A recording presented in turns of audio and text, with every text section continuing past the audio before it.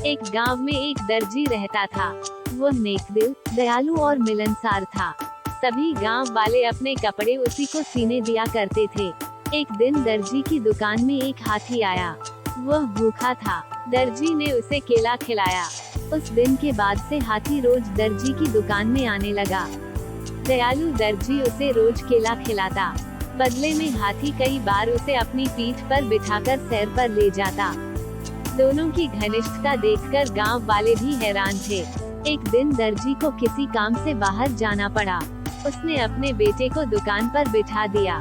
जाते जाते वह उसे केला देते हुए कह गया कि हाथी आए तो उसे खिला देना। दर्जी का बेटा बड़ा शरारती था।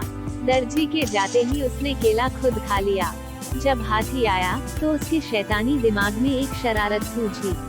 उसने एक सुई ली और उसे अपने पीछे छुपाकर हाथी के पास गया। हाथी ने समझा कि वह केला देने के लिए आया है, इसलिए अपनी सूंड आगे बढ़ा दी।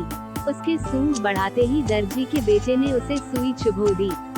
हाथी दर्द से बिलबिला उठा।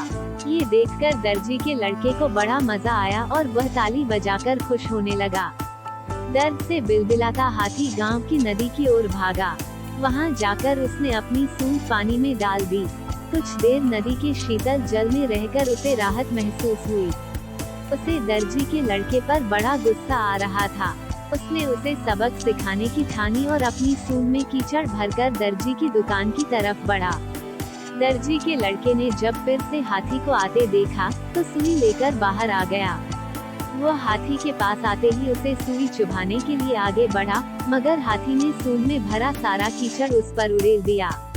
लड़का दुकान के दरवाजे के सामने खड़ा था। वह ऊपर से नीचे तक कीचड़ से लथपथ हो गया। दुकान के अंदर भी छिटक गया और लोगों द्वारा दिए गए कपड़े भी गंदे हो गए। उसी समय दर्जी भी अपना काम निपटाकर दुकान वापस आया। वहाँ की ये हालत देखकर उसे कुछ समझ नहीं आया। उसने अपने बेटे से पूछा तो बेटे ने सारी बात बता दी।